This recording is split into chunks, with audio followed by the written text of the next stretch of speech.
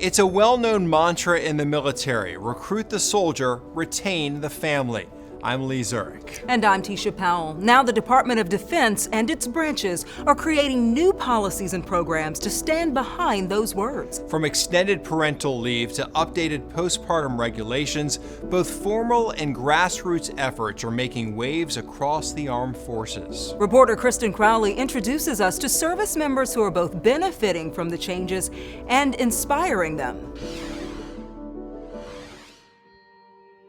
When Sergeant First Class Kent Redmond and his wife Tara became parents for the first time in 2018, they were thrilled. She's our rainbow baby. It took us 10 years to get her. But they were also frustrated. To be honest, 10 days was not enough. 10 days was all the leave Kent was given to take care of his new baby girl and Tara following her C-section. And that was it. Yeah. You weren't going to be able to get any more than that unless you used some other time you had. Correct. Yes. As the non-birthing parent, Kent was considered a secondary caregiver, and military policy allowed him just 2 weeks of paid leave. So despite having served in the Army for more than a decade at the time, he had to use his ordinary leave to get more time with his family. But fast forward a few years, baby number 3 was on the way for Kent and Tara. Yay, your baby brother's here. And a major policy change was implemented just in time for their newest addition. Did you ever think 12 weeks paternity leave was ever going to happen? No. I was shocked. Those 12 weeks of paid leave apply to all parents who serve as of January 2023, part of the Department of Defense's expanded military parental leave program. It was refreshing to know that I had support.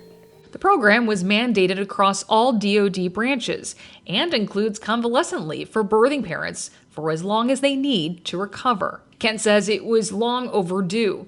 He's seen how soldiers have been forced to choose between their families and their careers. They got out because they got pregnant, because they didn't want to deal with not having the time with their child. According to a 2020 report from the Government Accountability Office, family planning was one of 6 reasons women cited when deciding to leave the service. I begged and pleaded to my commander. I said, I don't know how you can do it, but find me a way to get out of the Army. Staff Sergeant Nicole Jeffrey tried getting out after a traumatic miscarriage in 2016. She was only granted 2 days of convalescent leave to heal and grieve. How do you express what that feels like? Having a miscarriage and being told you get 2 days. It was horrible. It was kind of a slap in the face, really. But Nicole didn't run from her problem. After getting pregnant again a few years later, she decided to do something about it. She launched a grassroots movement in 2020 that sparked long-awaited postpartum change in the Army. I never expected it to go where it has. And unlike the military-wide parental leave program, this change did not start with a formal policy.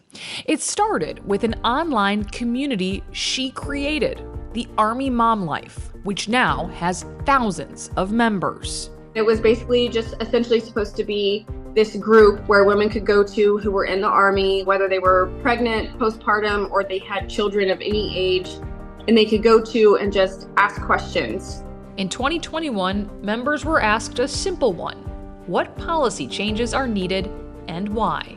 Within, I would say, a couple of hours, we had over 400 to 600 comments. The responses were organized into a wish list of sorts that Nicole shared with senior leadership. And a year later, the Army's Parenthood, Pregnancy, and Postpartum Directive was born, which today impacts more than 400,000 parents within the service. I don't think I've ever seen a change come this fast. It updated 6 existing policies and established 6 new ones, making updates like physical testing exemptions and standardized pregnancy loss leave.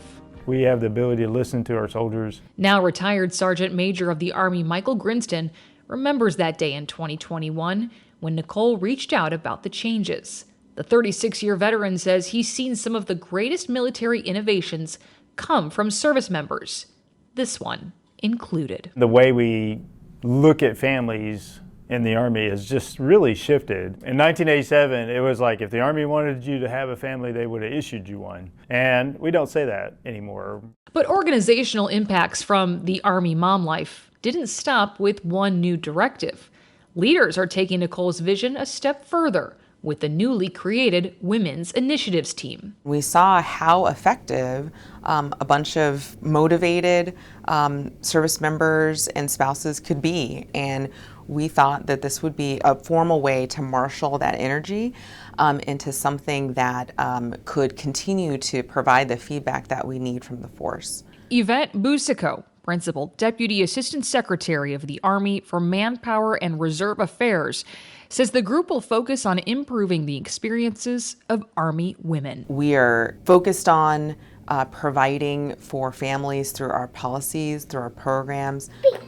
The Redmonds say they're excited about the progress being made in the Army and beyond. Does this make it easier to stay in the military for policies like this, and you feel more supported?